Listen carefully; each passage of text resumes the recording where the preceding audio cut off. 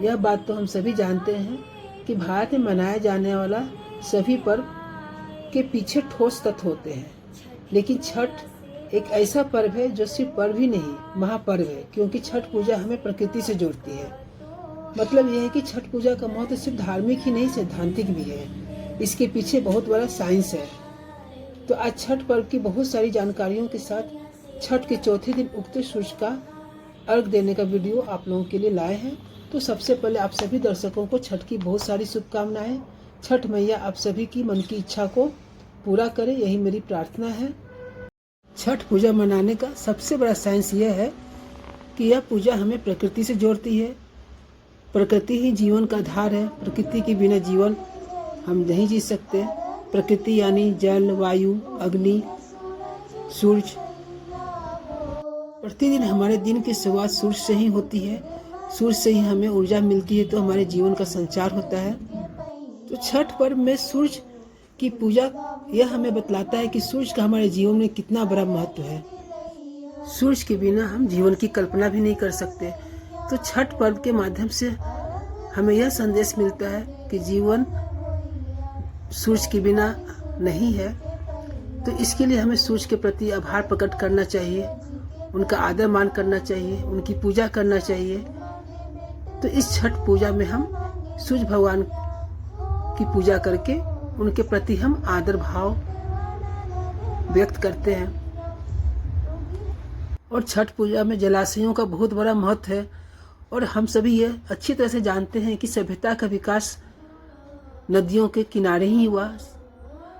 नदियों की वजह से ही हमारी सभ्यता का विकास हुआ। तो इस तरह से नदी यानी जल जो जीवन का मुख्य आधार है, जल के बिना भी जीवन की कल्पना हम नहीं कर सकते। तो इसलिए नदी यानी जल को भी हमें आदर मान करना चाहिए, उसकी पूजा करनी चाहिए, उसे स्वच्छ रखना चाहिए, उसे प्रदूषण से बचाना चाहिए। तो इस छठ महापर्व का सबसे बड़ा संदेश ये है कि जल जो जीवन का मूल आधार है, उसकी रक्षा करना है, हमें उसका मान सम्मान करना है, उसे आदर देना है। और छठ पूजा हम नदियों में खड़े होकर के ही करते हैं। नदियों, जलाशयों, पोखर, तालाब, जहाँ भी पानी का स्रोत है उसी जगह पर छठ मैया की पूजा की जाती है। सूरज भगवान को अर्घ दिया जाता है। तो कहने का मतलब कि छठ पूजा के माध्यम से हमें यह संदेश मिलता है कि इन जलाशयों को हमें स्वच्छ रखना है। हमें सिर्फ छठ के समय ही नहीं बल्कि 12 महीने जल के सफाई पर ध्यान रखना चाहिए, कोशिश करनी चाहिए उसे हम प्रदूषण से बचा सकें। अभी हाल फिलहाल न्यूज में भी आ रहा था कि जमुना नदी प्रदूषित हो गई है। जमुना नदी में बहुत ही झाग ही झाग दिखलाया जा रहा था। अब यदि जमुना नदी इस तरह से प्रदूषित हो जाएगी तो फिर जीवन कितना संकटमय हो जाएगा, आप लोग सोच सकते हैं। तो सिर्फ छठ व्रतियों को ही नहीं बल्कि पूरे देशवासियों को जल के महत्व को समझते हुए इसे बचाने का प्रयास करना चाहिए, तत्पर रहना चाहिए, जागरूक होना जरूरी है सभी को। छठ पूजा में हम वायु से संबंध कैसे बनाते हैं वो भी आपको बता दें, क्योंकि छठ पूजा तो हम खुले आसमान के नीचे ही करते हैं। तो हम लोग सीधा वातावरण के संपर्क में उस समय होते हैं। मतलब हमारे चारों तरफ वायु का वातावरण होता है। तो वायु का शुद्ध होना भी बहुत जरूरी है। वायु यानी वातावरण तभी शुद्ध होगा जब हम पेड़ पौधों को कटने से बचाएंगे, ज़्यादा से ज़्यादा पेड़ लगाएंगे, तभी हमारा वातावरण शुद्ध रहेगा।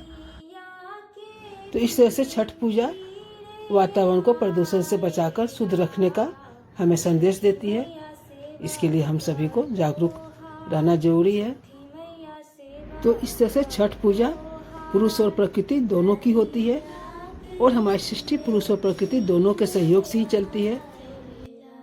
तो इस तरह से आप छठ महापर्व के विज्ञान को तो समझ ही गए होंगे, लेकिन यदि फिर भी आपके मन में कोई संदेह है, शंका है, तो आप हमसे पूछ सकते हैं।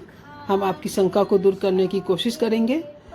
अब बात आती है कि हमारे देश के लोग इस विज्ञान को समझे कैसे।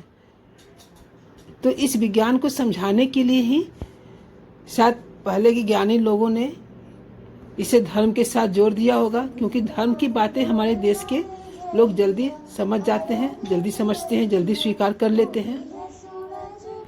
तो इसलिए इसे धर्म के साथ जोड़ करके इस महापर्व की शुरुआत हुई होगी। वैसे छठ महापर्व आज का नहीं, सदियों पुराना है।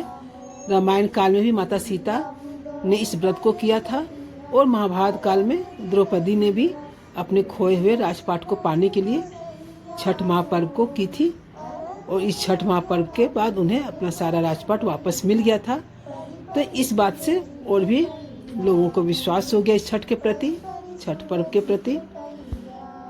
अब हम आपको छठ के कुछ विधि विधान के बारे में बता दें कि ये व्रत कैसे किया जाता है, कितने दिनों तक चलता है, क्या क्या होता है इस व्रत में। संक्षेप में आप लोगों को हम थोड़ी सी जानकारी भी दे देते हैं इस व्रत के बारे में। तो सबसे पहले तो इस छठ व्रत का सबसे मुख्य चीज इसके गीत होते हैं। गीत के बिना छठ पर्व अधूरा है। छठ मतलब गीत और गीत मतलब छठ का गीत मतलब छठ पूजा। छठ पूजा में गीत का महत्व क्यों है ये भी हम आपको बतला देते हैं। चूँकि छठ पूजा 4 दिन तक चलने वाला लंबा पूजा व्रत है। छठ पूजा 4 दिनों तक चलती है। पहला दिन नहाय खाए से शुरू होता है। छठ के पहले दिन जो व्रत करते हैं वो बाल धोकर नहाते हैं, नाखून वगैरह काट करके, हाथ में नेल पॉलिश, पैर में आलता लगा करके शुद्ध होते हैं। और उसके बाद फिर खाना बनाया जाता है और खाना में दाल, चना की दाल और लौकी, इसका विशेष महत्व होता है। उस दिन उसे खाना जरूरी होता है। तो लौकी और चना दाल से खाना तैयार किया जाता है। साथ में भात बनाया जाता है, रोटी भी बनती है, सब्जी बनती है और बहुत ही शुद्धता के साथ खाना तैयार किया जाता है। लहसुन प्याज तो बिल्कुल पूरी तरह से वर्जित तो रहता ही है, यहाँ तक कि नमक भी वर्जित रहता है। सेंधा नमक में खाना बनाया जाता है। सेंधा नमक को व्रत का नमक कहते हैं। सेंधा नमक को शुद्ध नमक माना गया है, इसलिए व्रत में इसे इस्तेमाल किया जाता है। तो इस तरह सेंधा नमक में खाना बना करके फिर व्रती छठी माई का पूजा करते हैं। छठी माई का अग्रासन निकालते हैं, गौ का अग्रासन निकालते हैं, फिर वो खुद ग्रहण करते हैं। तो ये सब करते दोपहर हो जाता है, मतलब दोपहर के खाने में ये सब खाते हैं। फिर ये खाना जब बच जाता है तो सब लोग प्रसाद के रूप में पूरे घर वाले खाते हैं। आस पड़ोस जिसे भी देना होता वो देते हैं। और उसके बाद फिर इसी बचे हुए खाने को रात में भी फिर खाया जाता है। दूसरा खाना नहीं बनाया जाता है। इसी बचे हुए खाने से थोड़ा सा खाना रात में खा करके व्रती रह जाते हैं। तो इस तरह से छठ व्रत की शुरुआत नहाए खाए के पहले दिन से शुरू हो जाती है। नहाए खाए कार्तिक महीने के शुक्ल पक्ष के चतुर्थी तिथि से शुरू होता है और दूसरे दिन पंचमी तिथि होता है। तो इस दिन खरना होता है। खरना मतलब खर और ना, खर मतलब एक तिनका भी नहीं, मतलब ना मतलब नहीं।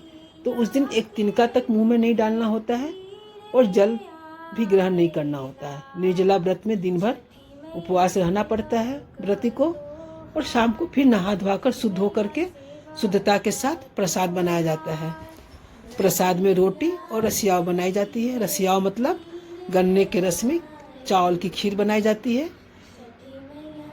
और जब प्रसाद बनाते हैं तो उस वक्त ही छठ के गीत गा गा करके व्रती प्रसाद बनाते हैं।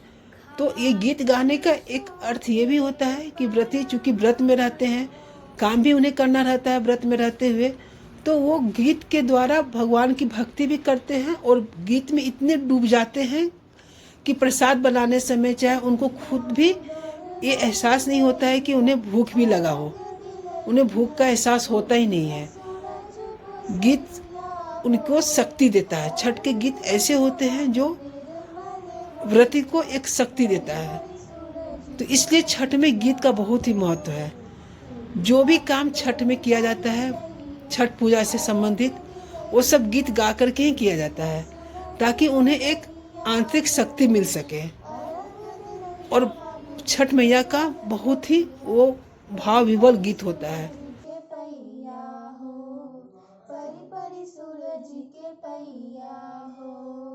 सासू मांगे बेटवा, ननद मांगे भैया हो, सासू मांगे बेटवा ननद मांगे भैया, उगी है सूरज गोसैया हो, अरग दिलैया बाबू निर्मल। तो खरना के दिन परी परी सूरज नमक बिल्कुल वर्जित रहता है। दिन भर उपवास बिना जल ग्रहण किए रहना पड़ता है। तो शाम को प्रसाद बना लेने के बाद फिर छठी मैया का पूजा करके अग्रासन निकाल कर खुद प्रसाद ग्रहण किया जाता है। रोटी रसिया, केला, सेव और मूली ये प्रसाद में होता है। खरना का शॉर्ट्स हम अपने चैनल पर डाले हुए हैं, उसका लिंक दे देंगे डिस्क्रिप्शन बॉक्स में, आप लोग चाहे तो देख सकते हैं। तो खरना इस तरह से प्रसाद खा लेने के बाद और पारण कर लेने के बाद खरना हो जाता है। उसके बाद से जल भी ग्रहण नहीं करना है और दूसरे दिन षष्ठी तिथि को पूरे दिन उपवास रहना है। मतलब इस तरह से देखा जाए तो खरना के पूरे दिन निर्जला उपवास, रात को उपवास, फिर दूसरे दिन षष्ठी तिथि को भी निर्जला उपवास, रात को ही उपवास, मतलब 2 दिन 2 रात का यह निर्जला उपवास है। इसलिए इस व्रत को बहुत कठिन व्रत माना गया है। खरना के दूसरे दिन सुबह नहा लेने के बाद व्रती प्रसाद बनाने में लग जाते हैं। नया मिट्टी का चूल्हा बनाया जाता है और इसी चूल्हे पर खरने का ही प्रसाद बनता है और खरना के बाद फिर दूसरे दिन छठ का ही प्रसाद उसी चूल्हे पर बनता है। अब आप समझ सकते हैं लकड़ी के चूल्हे पर प्रसाद बनाना व्रत में, निर्जला व्रत में कितना कठिन काम है। लेकिन छठ के गीत का ही है ऐसा प्रभाव है कि प्रसाद बनाने से जब छठ के गीत व्रती गाते हैं तो उस गीत में इतने डूब जाते हैं, इतने भाव विवल होकर छठ के गीत गाए जाते हैं प्रसाद बनाने के समय कि उन्हें यह एहसास ही नहीं हो पाता कि व्रती व्रत में है। वो एक शक्ति आ जाती है, शायद छठ मैया वो शक्ति देती है अपने भक्तों को अपनी पूजा लेने के लिए। और सारा प्रसाद बहुत ही शुद्धता के साथ बनाया जाता है। इस व्रत में शुद्धता का बहुत ध्यान रखा जाता है। कहा जाता है कि थोड़ा सा भी चूक होता है तो छठी मैया उसकी सजा देती है। तो इस बात के डर से शुद्धता का सब लोग बहुत ख्याल रखते हैं। इस वीडियो में आप लोगों ने जो छठ के गीत सुने वो मेरी बेटी गिन्नी और मेरी भतीजी कुक्की निक्की ने गाए। इन लोगों ने पहली बार छठ के गीत गाए। आप लोगों को इन लोगों के द्वारा गाए हुए ये छठ के गीत कैसे लगे जरूर मुझे बतलाइए। इस तरह से छठ व्रत के तीसरे दिन षष्ठी तिथि को दिन भर निर्जला व्रत में रहते हुए प्रसाद बना करके फिर शाम को जलाशय में जाकर खड़े होकर के हाथ में सूप लेकर के छठ मैया की पूजा की जाती है। डूबते हुए सूरज को अर्घ दिया जाता है। फिर घर आने के बाद कोसी भरा जाता है। कोसी भरने का भी शॉर्ट्स डाला हुआ है, उसका भी लिंक दे देंगे, आप लोग देख लीजिएगा। फिर सुबह में घाट किनारे भी कोसी भरा जाता है। वो कोसी जब भरते हैं घाट किनारे तो अंधेरे में ही भरा जाता है। कौवा नहीं बोलना चाहिए, सुबह नहीं होना चाहिए, पौर नहीं फटना चाहिए। अंधेरे में ही कोसी भरते हैं, इसलिए उसका वीडियो नहीं हो पाया है। डूबते सूरज को अर्घ देने के बाद घर आकर के आंगन में इस तरह से कोसी भरते हैं, उसी का फोटो है। और सुबह में फिर उगते सूरज को यहाँ अर्घ दिया जा रहा है। घर के सभी सदस्य अर्घ देते हैं। गाय के दूध से अर्घ दिया जाता है। और जितने भी लोग छठ पूजा में शामिल होते हैं, आस पड़ोस के या फिर रिश्तेदार जो भी छठ पूजा में आए रहते हैं, सभी अर्घ देते हैं। गाय का दूध कच्चा होना चाहिए, उसे गर्म नहीं किया जाता है। कच्चे दूध से ही अर्घ देने का विधान है। जैसे छठ के चौथे दिन उगते सूरज को अर्घ दे देने के बाद छठ पूजा का समापन हो जाता है। तो छठ मैया सभी की मन्नत को पूरा करे, इसी आशा और प्रार्थना के साथ विदा लेती हूँ।